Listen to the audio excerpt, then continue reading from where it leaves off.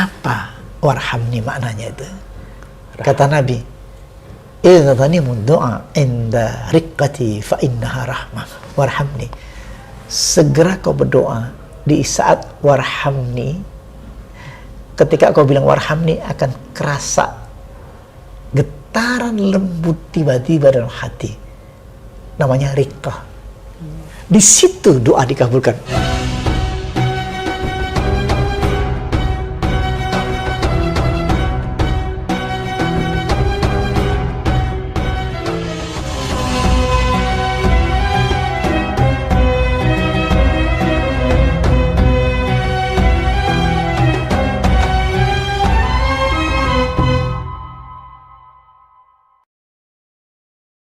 Assalamualaikum warahmatullahi wabarakatuh.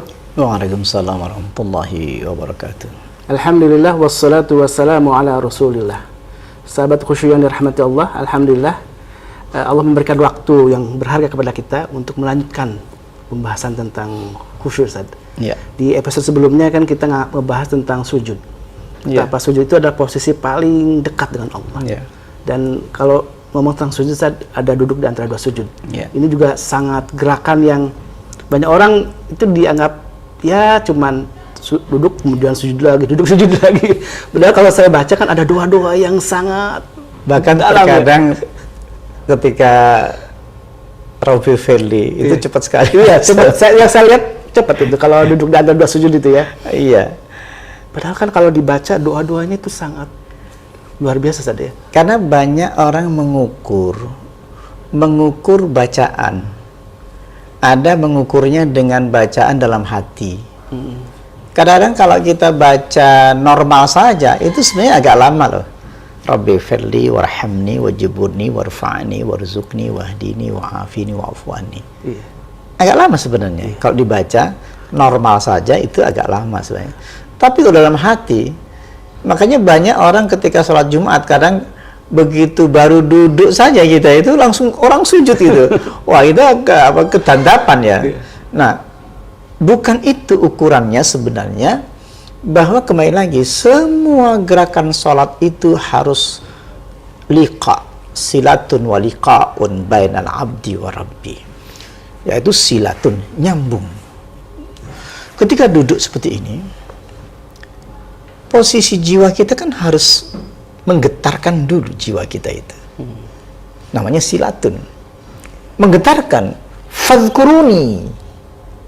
Maka sholat duduk itu fadhkuruni. Zikir. Zikir.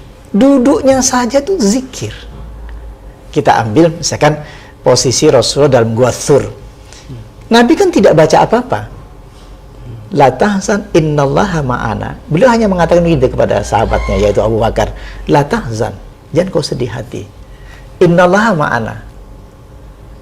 Fa'anzalallahu sakinatahu. Kan bukan bacaan sebenarnya. Maka Allah turunkan tenang dalam hati Abu Bakar. Contoh, Kang Halis, nggak usah khawatir. Allah bersama kita. Kan tidak dibaca Allah bersama kita, Allah bersama kita, Allah bersama kita, Allah bersama kita. Kan tidak begitu. Artinya diamnya duduk ketika duduk iftiras, diamnya itu adalah huwallazi anzala sakinah. Sakinah, la tahzan innallaha ma'ana. Duduknya itu ma'allah. Orang yang ma'allah, bersama Allah, maka sakinah turun. Lalu ketika sakinah turun, baru normal orang membaca Rabbi firli. Orang yang membaca Rabbi firli, orang yang mengungkapkan, saya lebih suka menggunakan ungkapan, bukan membaca. Ketika orang mengungkapkan, Ya Rabb, ampuni aku. Orang yang mengungkapkan ampuni aku, itu pasti orang itu rendah hatinya. Hanya setan yang tidak pernah minta ampun sama Allah. Karena sombong ya. Karena sombong. Ana khairum minhu. Khalaqtani min narin wa khalaqtahu min tin. Aku lebih baik daripada Adam. Engkau ciptakan aku dari api, sedang engkau ciptakan Adam dari tanah. Fasajadu, nggak mau. Yang merintahkan fasajadu itu Allah. Illa iblis yang tidak mau. Makanya di situ Allah marah. Iblis fatakabbar, semakin takabur, mengagungkan diri. Takabur itu mengagungkan diri. Adalah sifat Allah itu ya. Sifat Allah diambil gitu loh. Padahal sifat Allah itu takabur itu ridai. Itu selendang saya, jangan kau pakai. Makanya kalimatnya Allahu Akbar. Jangan kau pakai itu milik Allah. Takabur, bertakbir atas dirinya, mengagungkan dirinya. Makanya mereka iblis mengatakan ana khairum minhu. Khalaqtani min narin wa khalaqtahu min tin. Aku lebih baik dari Adam. Tanpa terasa sering kita begitu. Dan itulah orang-orang yang dilaknat ya. Iya. Sebagaimana iblis. Nah, sementara kita sholat juga, tapi Rabbi Fili gak dihayati. Seandainya kita setiap kali kita mengatakan Rabbi Fili, kita hayati dengan makna terdalam kita. Dari sini muncul, ampuni aku ya Allah. Secara pribadi kalau kita ngomong sendiri, ketika mengatakan ampuni aku ya Allah, Dan itu pasti menetes air mata. Pasti mengakui segala kehilafan, kesalahan. Kadang-kadang kita sama istri, kita nggak ngaku salah, sama anak nggak ngaku salah, itu kan? Itu yang paling kuat kan, nggak mengaku salah kepada istri. Karena kita orang laki-laki kan lebih dominan, egonya lebih tinggi. Tanpa sadar kita jadi iblis di rumah tangga kita gitu loh. Tapi kalau kita mengatakan Rabbi Firli, kita baca aja nih sekarang nih, ada kelembutan, ada riqqah. Riqqah itu lembut, artinya itu di sini. Kalau saya mengatakan ampuni aku ya Allah, satu aja, saya masih menikmati kalimat Rabbi Firli. Belum yang lain nih. Oke, San. Iya. Rabbi Firli, ketika kita mengucapkan Rabbi Firli dari hati, ya, berarti itu akan terasa ya, jawaban Allah mengampuni. Ini selama ini kita ini kan gini, kita kan waktu SD udah baca Rabbi Firli, SMP bahkan kita mondok kan, Iya. itu nggak ngeh. Kenapa? Mungkin refleks yang digunakan Rabbi Firli warhamni. Jadi kadang-kadang kelewatan. Dari Rabbi Firli sampai warhamni wajibni wa'fa'ni warzuqni wahdini wa'afini wa'fu'anni, itu nggak sadar semuanya. Hanya di lisan. Di lisan. Hatinya malah mikir yang lain. Karena memang itu sudah masuk bawah sadar kita bertahun-tahun, sehingga kita tidak pernah Rabbi Firli. Makanya disebut yusalluna wa la yusallun. Kata yang menarik, bertahun-tahun Rabbi Firli tapi tidak Rabbi Firli. Tidak Rabbi Firli. Mengatakan warhamni, itu kan sudah ini. Apa sih warhamni itu gitu loh. Kalau Rabbi Firli kita coba barusan ya. Kita bilang Rabbi Firli saja kepada Allah langsung gitu loh. Itu terasa di sini ada kelembutan. Dan langsung kita melihat anak kita, istri kita langsung ngerasa sayang. Udah pasti itu. Coba Kang Haris langsung. Pasti pulang langsung kasihan anak saya, kasihan istri saya. Dan pasti meleleh air mata. Kalimat Rabbi Firli bikin meleleh air mata. Kata Rasulullah, la yalijun nar rajulun baka min khasyatillahi ta'ala. Tidak akan masuk neraka rajulun baka, laki-laki yang meleleh air mata, menangis karena takut pada Allah. Orang takut pasti Rabbi Firli loh. Iya, takut dengan siksaannya Allah, takut dengan Allahnya marah kepada kita. Kemudian Allah marah kepada kita, takut. Kemudian kita Rabbi Firli karena apa? Karena takut. Nah, kita tidak pernah takut. Makanya kita baca ini, kamu itu takut apa enggak sih Rabbi Firli gitu loh. Oh iya.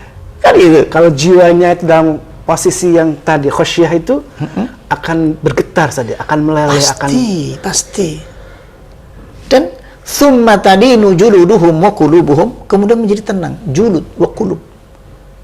Artinya secara rasa, julud kulit, wa qulub hati, itu menjadi ukuran bahwa kita sudah benar Rabbi Firli kita itu.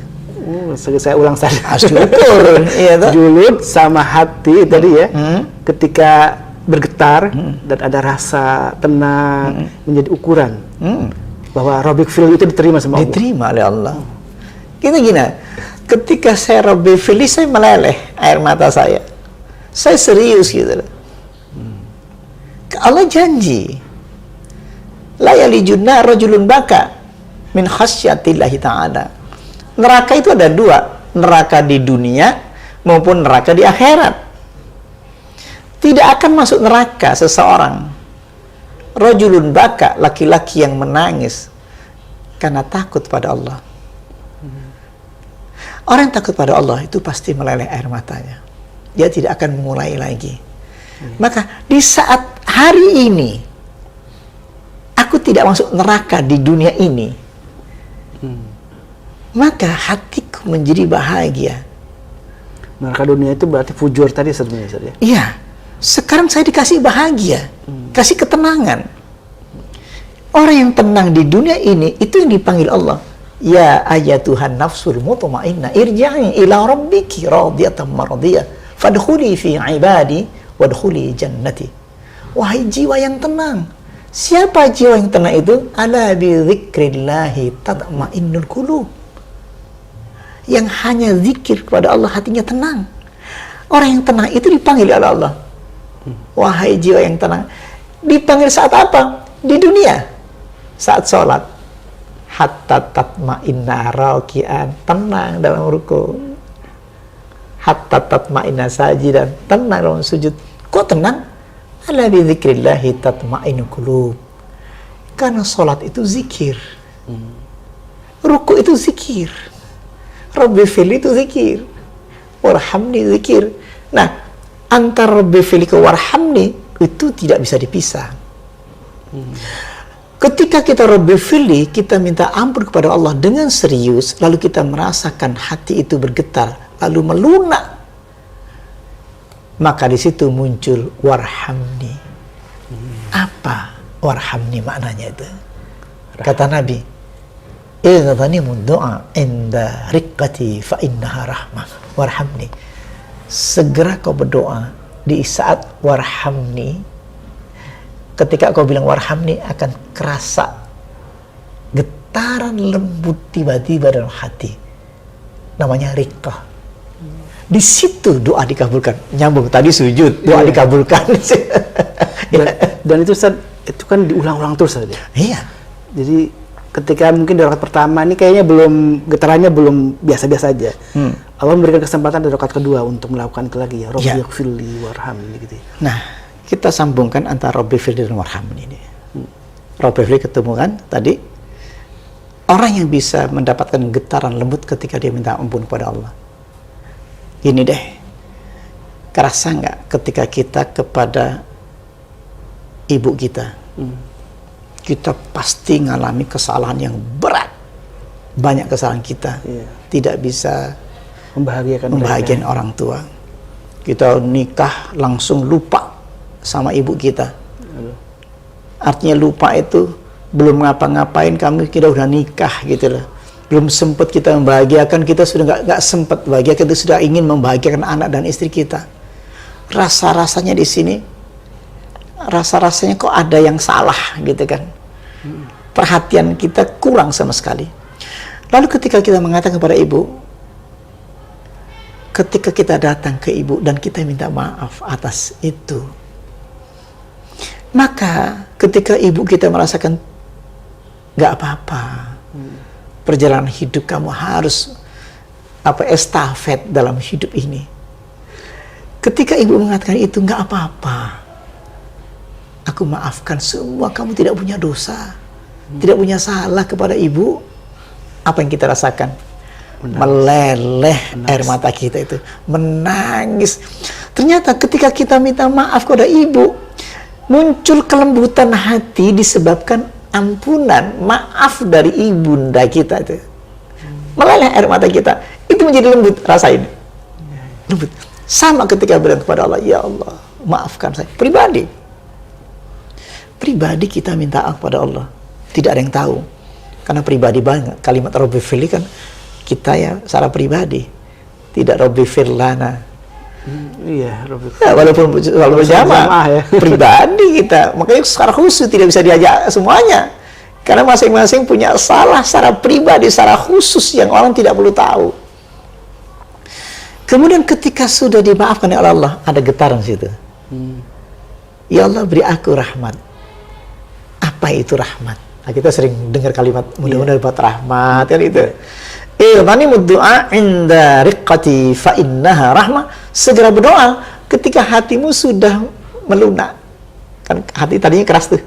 Habis Rabbi Fili melunak, kemudian hati itu sudah gampang meleleh. Disebut nama Allah sudah di sini ya. Terasa di sini. Di sini sampai di kulit. Summatalinu lunak. Juluduhum wa qulubuhum. Summatalinu lunak, juluduhum wa qulubuhum, dan hati warhamni, itulah rahmat. Mintalah rahmat setelah hatimu melunak tadi. Dan rahmat itu sangat luas pemaknanya, Ustaz. Luas, makanya berkat rahmat Allah Indonesia merdeka. Bukan hasil perjuangan gitu, bambu runcing kok bisa menang gimana.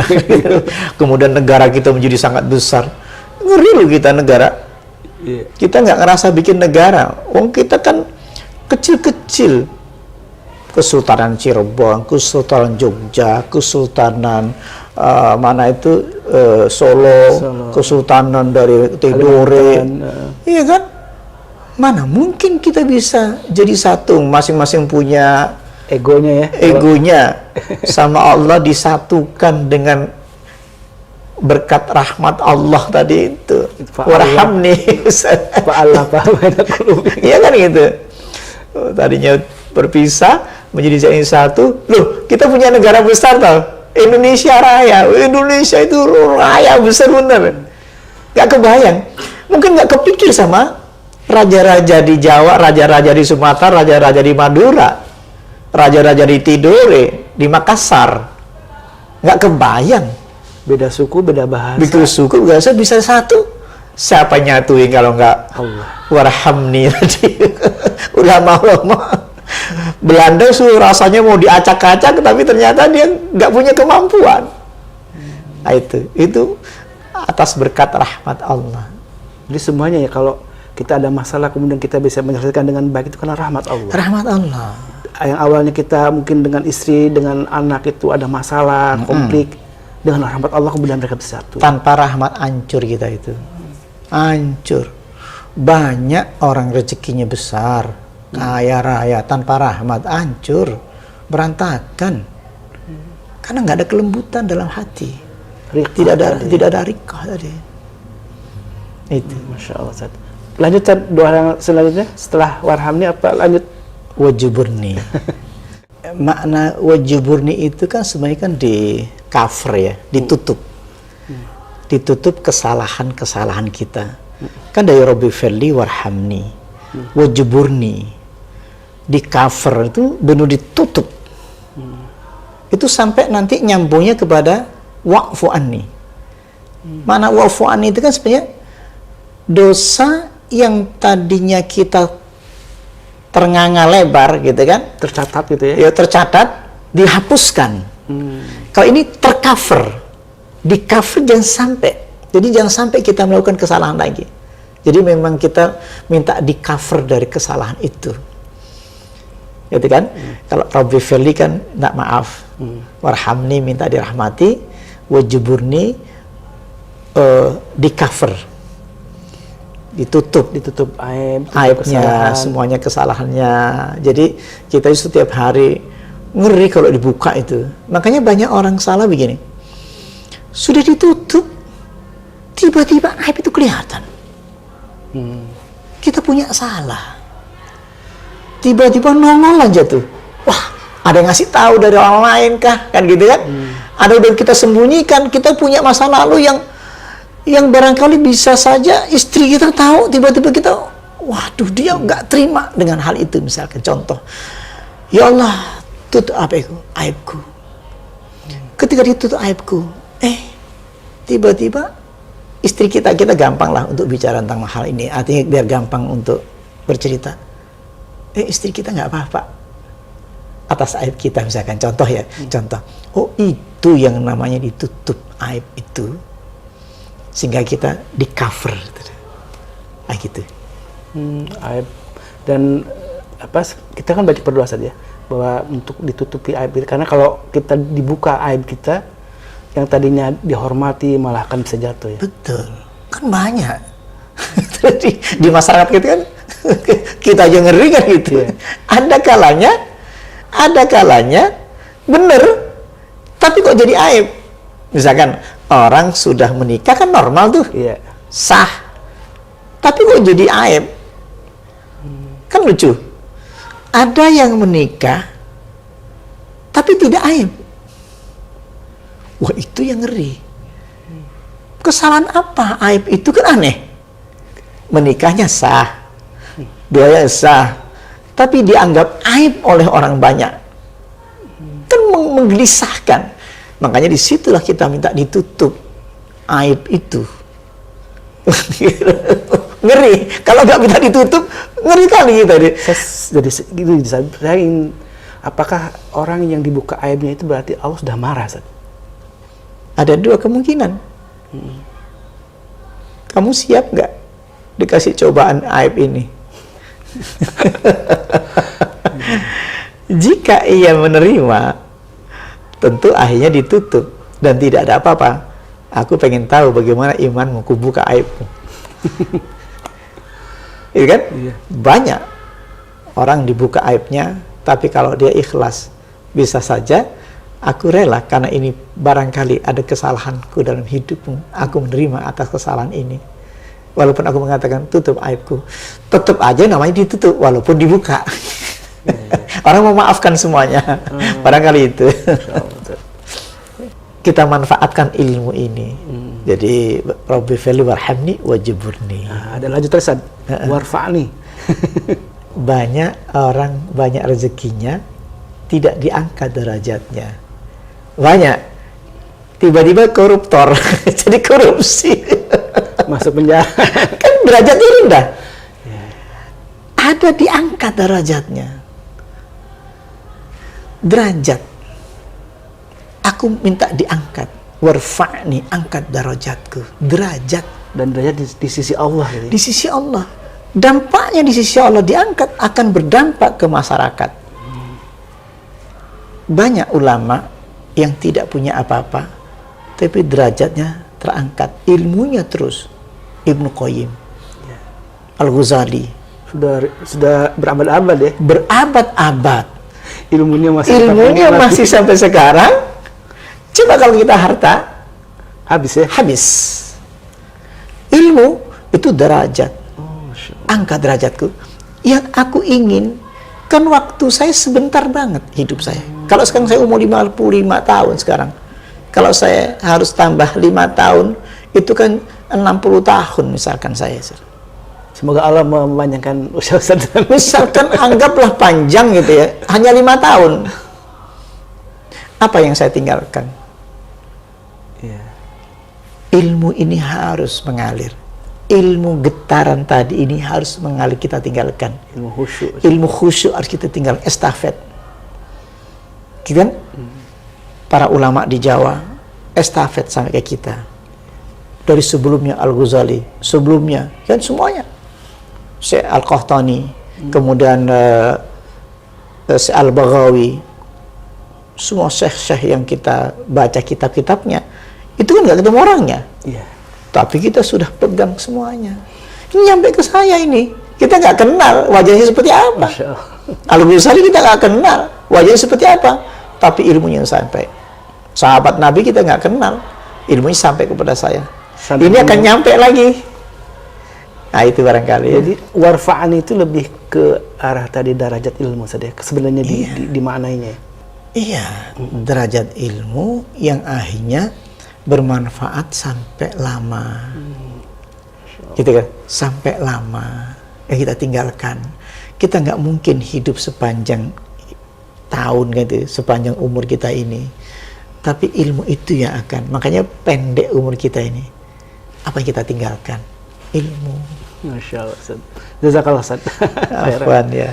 Sahabat khusyuk yang dirahmati Allah, itulah doa-doa yang kita baca dan seringkali kita baca tapi lupa dan tidak memaknainya, tidak menghayatinya. Semoga setelah dijelaskan oleh Ustaz tadi kita semakin menghayati dan khusyuk kita semakin bertambah tentunya dengan pertolongan dari Allah Subhanahu wa taala. Amin, amin. Wabillahi taufiq wal hidayah. Wassalamualaikum warahmatullahi wabarakatuh.